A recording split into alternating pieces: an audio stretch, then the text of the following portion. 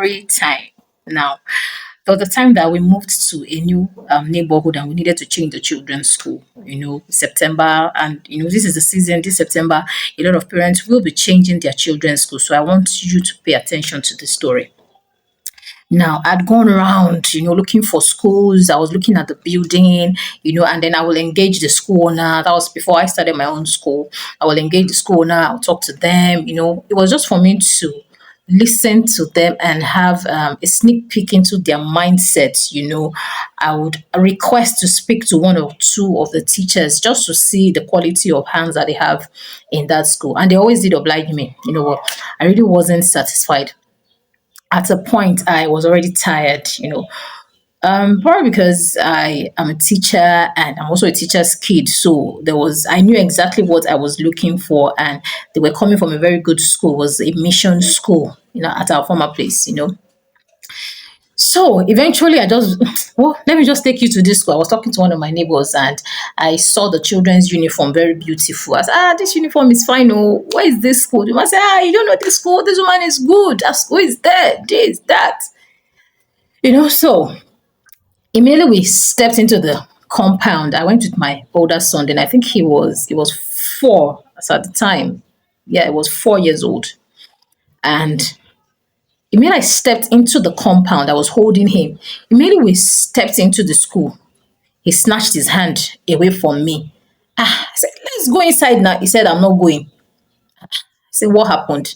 He looked up. He looked around at, Mommy, is this the school? I said, yeah. He said, I don't like this school. Then I didn't know any better. I just started shouting, what's wrong with you? Yeah, both of us, we've been going around this entire neighborhood and this school is good, it's beautiful, their uniform is fine. And I spoke with the head teacher. I was this woman that was speaking very wonderful English. I saw the school owner. She was this very energetic woman. And then she now happens to be the wife of one pastor that I'd already known. So I felt that, finally, my search is over. But my son kept on insisting, saying, Mommy, I don't like this school. And at a point, I was twisting his mouth. If you tell me you don't like this school again, I'm going to super glue this your mouth. Fast forward to when school resumed, they joined them for holiday lessons.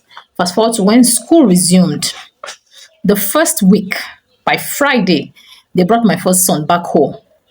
He just started running temperature, was just vomiting. I treated him for malaria, and as usual, if I'm treating one child for malaria, I will give the second child anti-malaria because they sleep in the same room. So automatically the mosquitoes that has bitten this one has also, feasted on this one. And since they both have the same genotype.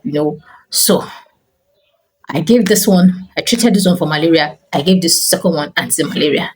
The next week, this one that I've given anti-malaria, they rushed him home. They said he was stooling and vomiting. This was a child that I cook. I don't buy food outside. I cook their breakfast. I cook their food in their cooler. And, that was 2 weeks into resumption. By the third week, they were free. The fourth week, they rushed one home. The fifth week, they rushed the second one, the two of them home. So by the time they were writing their midterm exams, both of them were at home and they were extremely sick. Sick to the point that they would just lie down on the bed and then it's just poo-poo that is just running from their body on the bed. There's water, there's poo-poo everywhere. Are taking them to the hospital. They had given them all sort of antibiotics. And they were still, it will stop for a while. Then it will continue. At a point, the doctors were like, I should boil all my utensils in salt water. I should boil all the plates in salt water. In fact, it was something else. I had to go and get cartons of, bottled water, distilled water. They were sick for, if I remember correctly, they were sick for almost 4 weeks. Eventually, the second one got better and I went back to school. But it was in and out, because I had to take care of the older one. So I couldn't prepare him for school every day. And by the time the older one was stronger, if he stands up to walk, he will fall down. Eventually, my mother-in-law then had to call me. And she said, see, in this life, when things are happening around you, you need to think that these children, this is not the first school that they are attending. As at that time, that was my first, so that was his third school. The second one, that was just his second school. She said, these children, they've been attending schools. This is not the first school. And they've never rushed them home. I don't think you should take them back to this school, you know. Initially, I looked at her, I was like, mama, are you saying it is the school that is making these children sick? She said, no, no. She said, see, sometimes she said it in Yoruba, she said sometimes their eleda, that's their destiny, will just not agree with certain people, certain places, and you just have to listen, don't be stubborn, so that you don't regret, you know, or something worse doesn't happen.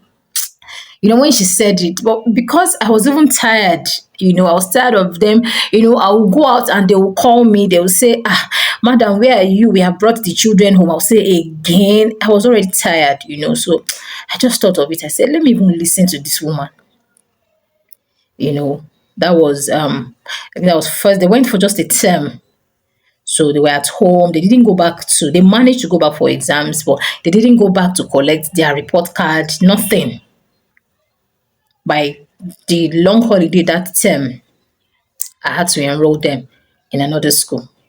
From the beginning of the term till the end, I didn't have even to give them anti-malaria. I didn't treat them.